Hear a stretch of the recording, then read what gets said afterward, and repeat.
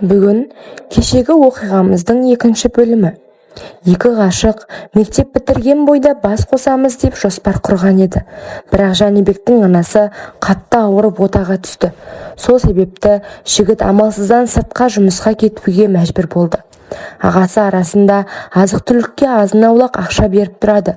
Оның да отбасы, бала-шағасы бар еді. Бағымда анасы ақылы колледжге мұғалімдікке оқытты. Үлкен қызы мектеп бітірген бойда тұрмыс құрғасын, кіші қызы бағымды өз қолына алғандай. Үнемі айтып отыратыны: сен қыз, осыдан байға кетсең, шашыңды жұлып алып келемін. Оқуыңды оқып жұмыс істейсің. Өзім таңдап беремін болашақ жарыңды. Әне қара, әпкең отыр.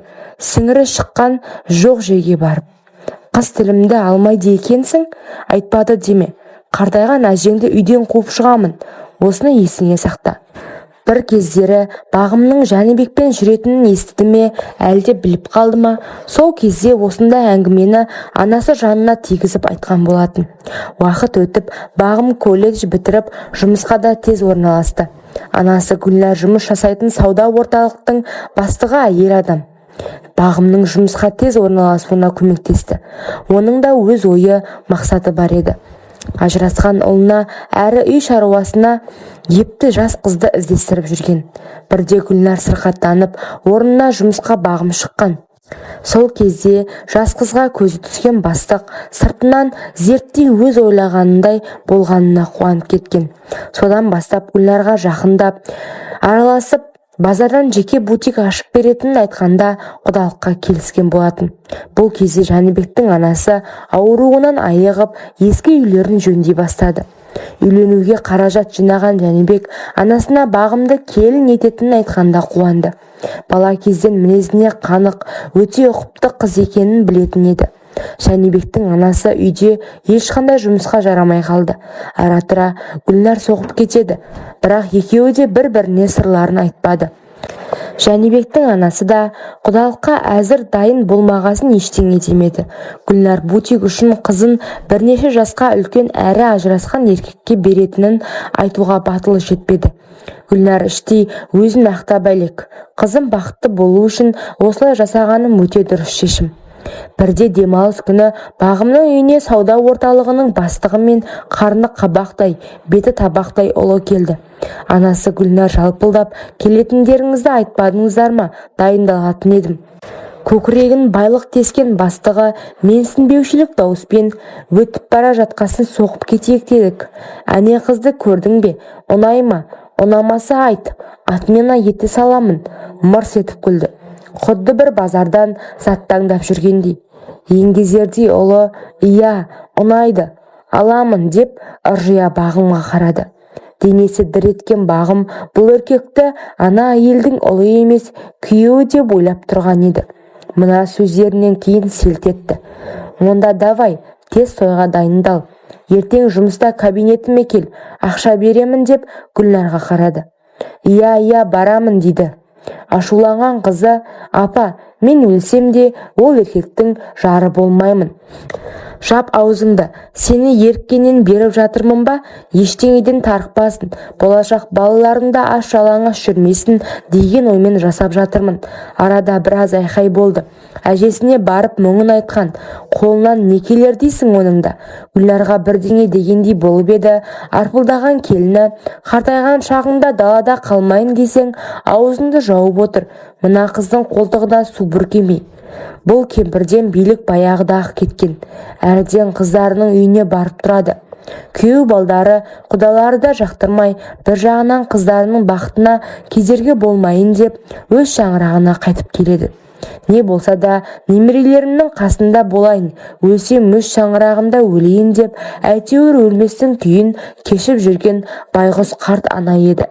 Анасынан тығылып кездесуге шыққан бағым Жәнібекке бүгін алып қашуын өтінді. Аяқ астынан мұндай қадамға барғанына Жәнібек аң-таң. Ғашығынан айырылатын біліп, сол түні үйіне келін қып бағымды апарды.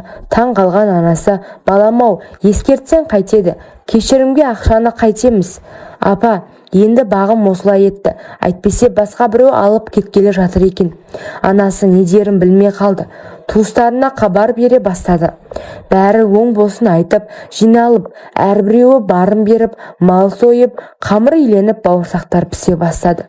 Ешкім ойламады Гүлнар қызын алып кететінін. Көршілері де білетін Жәнібектің анасы мен Бағымның анасы екеуінің құрбы екенін.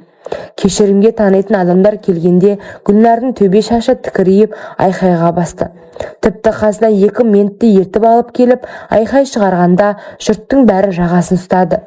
Сен қызға не дедім? Оңбаған неме? Сіңір шыққан кедей ауру енені бағып, өміріңді құртасын деп айттым ба? Айттым. Басыңда ми бар ма өзі? Мына сөзі естіген Жәнібектің анасы еріксіз жылап жіберді. О тоба, Гүлнар, сен досым емес, дұшпаным екенсің. Екі құлағы дыңылдап құлап барады. Жәнібек те қыздары апалап жедел жәрдем шақырды.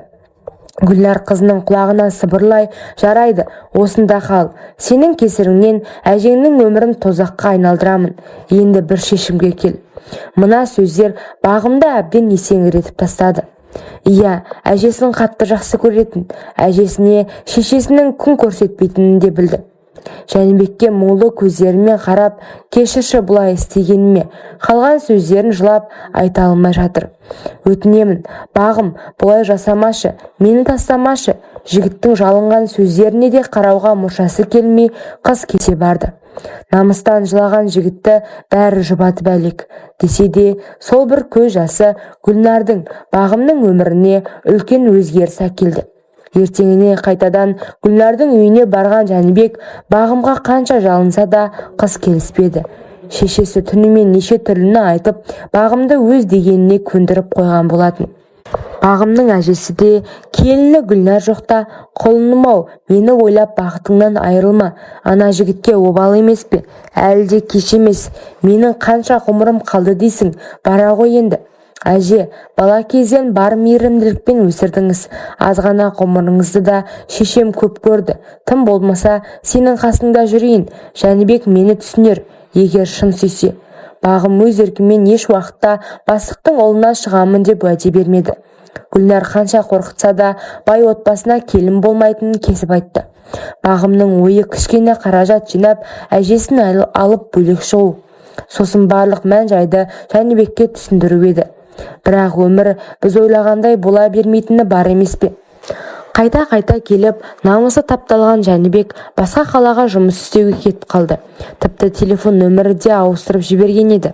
Бірде жұмысқа кеткенде Гүлнар сол күні үйде қалып, өз қолымен енесін жарақаттады.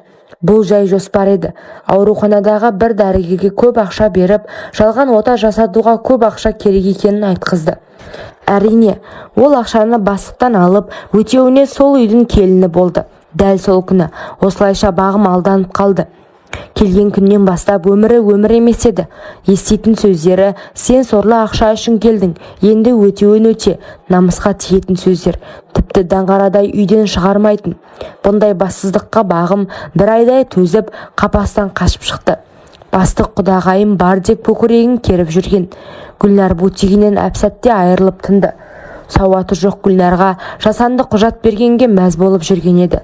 Үйіне қайта оралған қызы мен анасы бет жыртса төбелесуге дайын барды.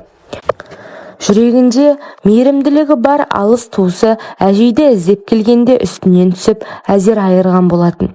Бағым мен әжесі алыс туысының үйіне барып тұра бастады. Ауылда тұратын еді. Сол ауылдан әжесі екеуі жайма шуақ өмірлері басталды. Сол ауылдан Бағым өз бақытында тапты. Өзінен бір жас кіші Мақсат есімді жігіт ауылға келгелі ізінен қалмай жүрген. Бағым одан бойын алыс ұстап жұмысын істеп жүре берді. Туыстары ауыл мектебіне жұмысқа орналастырған еді. Бағымның бар ойы Жәнібекпен кездесіп, өткен күнді орнына келтіремін деп ойлады. Арада бір жыл өткенде өз қаласына аяқ басқан Бағымның жүрегі дүрсілдеуде. Жәнібек әлі де сүйеді деген үміті сөнбеген еді.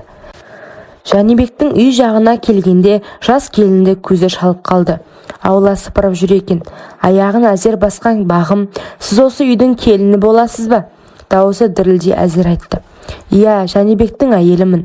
Артына бұрылған күйі ауылға қарай зымырады. Көздері жасқа толған Бағым бәріне өзін кінәлай бастады. Жығылғанға жұдырық болып, әжесі де өмірден озды. Осындай сәтте жанынан табылған жанашыры Мақсат болған еді. Солай аралары жақындай түсіп, кейіннен шаңырақ көтерді. Қазіргі таңда Мақсат пен Бағымның балалары бар, бақытты жанұя.